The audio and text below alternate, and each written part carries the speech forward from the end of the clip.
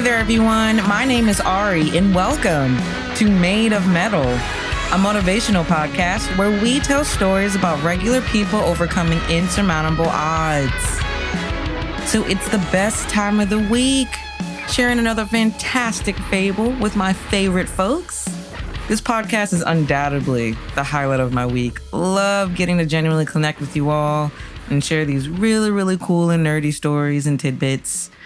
And to be completely transparent, it's been a bit of an interesting last couple of months as I've been preparing for a big cross-country move. I'm super excited, but I'm also absolutely terrified, and I'm doing it anyway.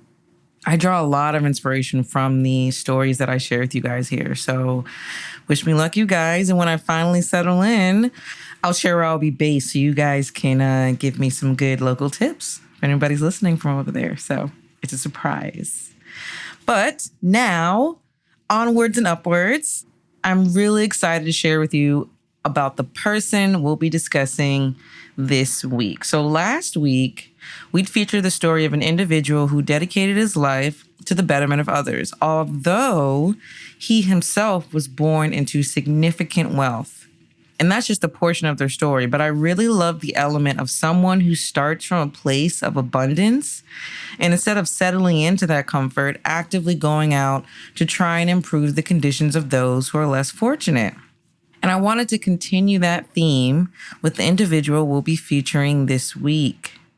Now, this individual literally pioneered entirely new ideas that directly resulted in saving or easing the suffering of countless lives, countless individuals. In spite of the significant obstacles, this individual changed the narrative and instilled respect and honor into a position that was traditionally viewed as meaningless. Creating new standards and introducing new knowledge from the ground up. This individual was an innovator and in turn changed the course of an otherwise undervalued industry. As always, I'll give you guys my opinion on this individual. And honestly, after I did all my research, they are truly badass. And the sad part is, like, when I learn about something that I feel I should know more about, like this individual was very prominent in our secondary school, primary school education. It's just always so enlightening, but also embarrassing. Because it's like, wow, I knew so little about this person. But it's also so satisfying, of course, to really dig into the details. It always starts off with me being just amazed at how little I really knew. So that's the thing I love about history. It's the gift that keeps on giving. Always so much to learn. With all that being said, I adored writing, learning about this individual. So let's get right into it. This week, we'll be discussing the nurturer, the neighbor, the nurse. Florence Nightingale. Florence Nightingale was born May 12, 1820 in Florence, Italy. Florence was the youngest of two daughters born to her parents, William and Frances. Fun fact, Florence's older sister was named Frances Parthenope after her mother and the place she was born as well. You know, I love the unique naming convention. So cool. Florence's family life was affluent and aristocratic, as each of her parents were wealthy in their own right, as they each hailed from respectively successful merchant families. In spite of their financial success, Florence's parents also had an educated and worldly upbringing, as their family was full of social reformers such as William Smith, the abolitionist. Safe to say that these progressive views influenced Florence's father's opinion of how his daughters should be raised. And of course, during this time period, the expectations for women's intelligence and education were quite low. So it wasn't often that women were educated beyond the basics. Florence's father disagreed with this position and worked hard to provide his daughters with a well-rounded education, taking on the role of being their professor. Besides learning the basics, they were each taught on advanced subject matter, such as classic literature, math, and philosophy. From the very beginning, Florence showed an aptitude for academics and truly took joy in learning. And considering her personality, that is no surprise at all. Florence was described as shy, introverted, and humble, all traits that would serve you well if you're very studious. It was reported that Florence strongly disliked all the rules and social obligations that were forced upon her because of her family status, and she made a point to actively not participate in it.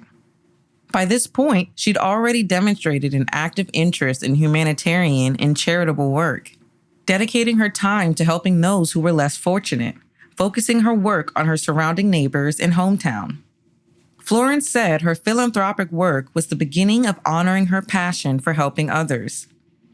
Florence's early adulthood was marked by the usual societal restrictions impeded on women, which made it difficult for her to pursue that passion outright.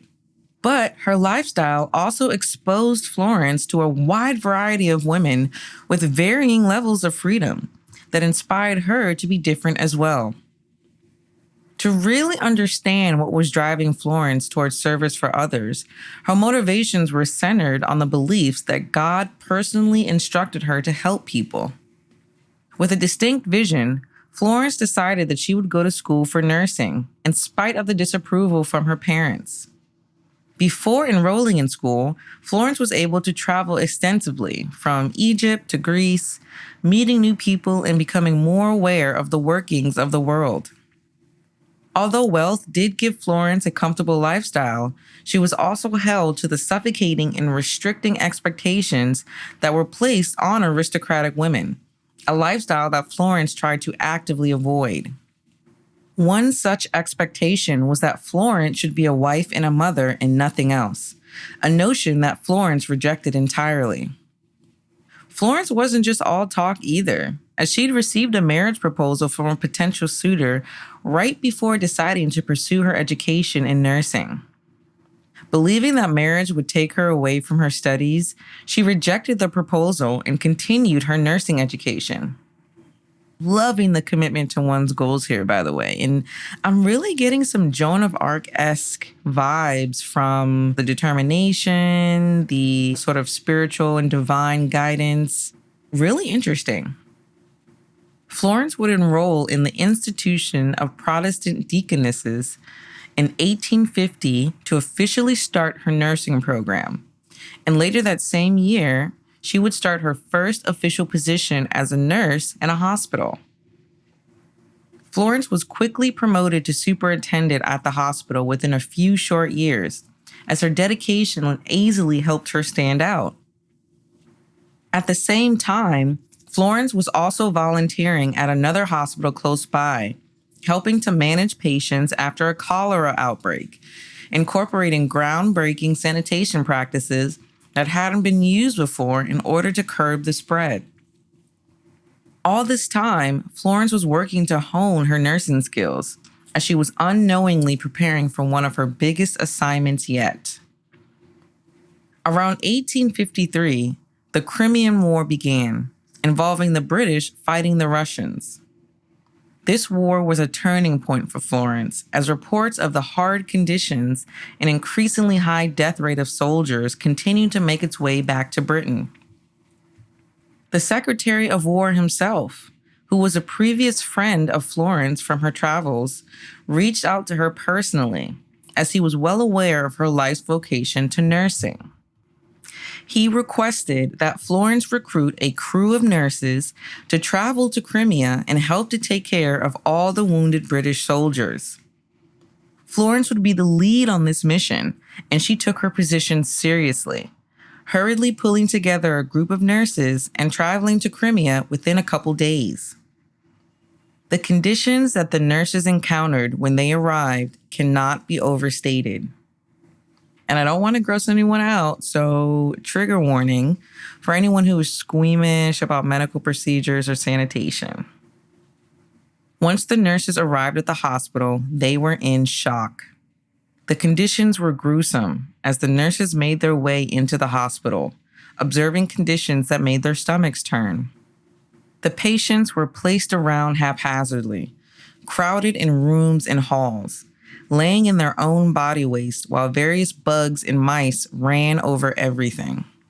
There were little to no supplies, and the basics like soap and wound dressings were being rationed. Even more scarce were resources like water and food, as the water provided by the hospital was contaminated by human waste, because any basic sanitation or disease practices were not being used in any part of the soldiers' treatment. Sadly, the majority of the soldiers stationed at the hospital weren't dying of their injuries, but of the subsequent disease being brought on by being in the hospital. Instead of being horrified, overwhelmed, disgusted, or discouraged, Florence got to work. The first thing she'd instructed was for the hospital itself to be completely cleaned, while she began work tending to the wounded soldiers, as well as requesting government assistance in making the property and grounds itself safe and sanitary. She also began much-needed medical treatments and installed a kitchen, a laundry, a school, and a library to raise the morale of patients and nurses alike. Florence also established much-needed guidelines for the nurses taking care of the soldiers, instituting the standards for nursing, including tending to basic needs such as cleaning and feeding. Florence was reported to always be moving around the halls, constantly tending to the soldiers, instructing the nurses, and helping wherever she could. It was at this hospital that Florence earned the name of Lady with the Lamp, as she would carry a lamp at night to tend to the soldiers at all hours. Florence reduced the death rate at the hospital by close to 2/3, from a high 42% death rate to just a 2% death rate. Around 1855, after Florence had been based in Crimea for some time, she contracted a disease, likely from ingesting contaminated food during her travels. Unfortunately, Florence would never fully recover from this disease, as there was no treatment available at the time. This resulted in long periods of Florence being bedridden and needing constant medical care herself. Although the war was officially over in March 1856, and in spite of her disease, Florence stayed in Crimea to continue her work until August 1856, eventually heading back to London. Florence's experience at the hospital in Crimea truly helped to form her ideas about the pillars of medical care, emphasizing the importance of proper sanitation, supplies, and conditions of the medical staff working. While in Crimea, a fund was established in Florence's honor to go towards the training and improvement of nurses in the region. Florence would return home to a celebration in her honor, essentially being welcomed as a savior and hero. This was much to her dismay, as Florence preferred to work without the acknowledgments, but she became a celebrity in her own right. Florence had completely changed the public perception of nursing, as it was considered a job for those within the lower classes, thus not respected. At this point, she'd been awarded a brooch from the Queen herself as a reward for her amazing work, as well as a sum of $250,000. Florence would use her funding to start a hospital and a nursing school, specifically to train and incorporate more nurses into the local population. Florence was also a writer who had been documenting her experiences for quite some time, detailing and comparing the effectiveness of different medical treatments. By 1858, Florence was completely bedridden due to her disease and receiving constant medical care. Though she was stuck at home, Florence continued her invaluable and important work from her bed. In 1858, Florence would write and publish notes on matters affecting health, efficiency, and hospital administration of the British Army. And in 1859, Florence would write and publish the book titled Notes on Nursing, which became the foundational knowledge of her nursing school. Florence was also a consultant for the U.S. during the Civil War, as well as for India as they battled public sanitation issues. Florence would spend the rest of her days being a leader in hospital sanitation, nursing training, and patient care guidance. During her lifetime, Florence received many awards, such as being the first recipient of the Royal Red Cross, as well as the first woman to receive the Order of Merit. Florence also received a personal message from the King on her 90th birthday. Florence Nightingale passed away unexpectedly due to complications from her disease in her home on August 13, 1910, at the ripe age of 90. At Florence's request, she didn't want a huge funeral, and she was humble until her end. At the time of her passing, Florence had been working on another book as well as many, many notes related to nursing. So she was working all the way up until the end. A museum in her honor called the Florence Nightingale Museum was established at the site of her original nursing school to honor her long life and legacy as a pioneer in nursing. See, now a story like this always pulls my heartstrings for a variety of reasons. I mean, firstly, the fact that Florence was so focused on her vision for her life that she completely ignored all the expectations that were placed on her, turning down marriage proposals, seemingly completely sort of rejecting all of the dogma, which wasn't just bold, but also dangerous for a woman like her in her position.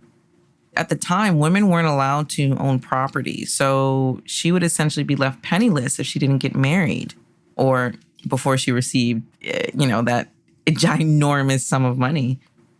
But that wasn't guaranteed. A lot of her life was based on the success of her partner and in finding a spouse. So she completely ignored that. And she could have also easily lived a coddled and sheltered life, away from the suffering of others. But she chose to dive right in. And not to mention her overall intelligence was incredible from her advanced studies in statistics, because when she wrote her books and provided her notes, she was including like graphs and data analysis, as well as her fundamental understanding of human medical care on a basic level. She was a genius in her own right. And also just continuing her work after contracting a disease that literally left her bedridden for the latter part of her life, but never allowing it to completely taking her down, living all the way into the age of 90. That's pretty darn good. I mean, Florence was beyond an inspiration. To me, she was truly an amazing human being who was able to step up and help in ways that other people were afraid to. And I thought this was really cool. So like on her travels, she had came across a little owl whom she nursed and took on as her own. So essentially, she would walk around with this little owl in her pocket who was her friend, which I just thought was so adorable. A pocket owl, like a ready-made like pocket owl. Who knew? She was a pioneer in more than one right, obviously. But I had to end this story on an awesome quote from her, which, believe me, look them up. She has many. She has quite a few, but this was one that I really liked. I am of certain convinced that the greatest heroes are those who do their duty in the daily grind of domestic affairs, whilst the world whirls as a maddening dreidel. So you can check us out at our website, madeofmetalpodcast.com. And you can also follow us on Instagram, Facebook, and YouTube. And that's Made of Mettle, Mettle. Thank you so very much for listening. I love each and every one of you. Yes, I will say it every single time. And please do not forget to bloom where you are planted.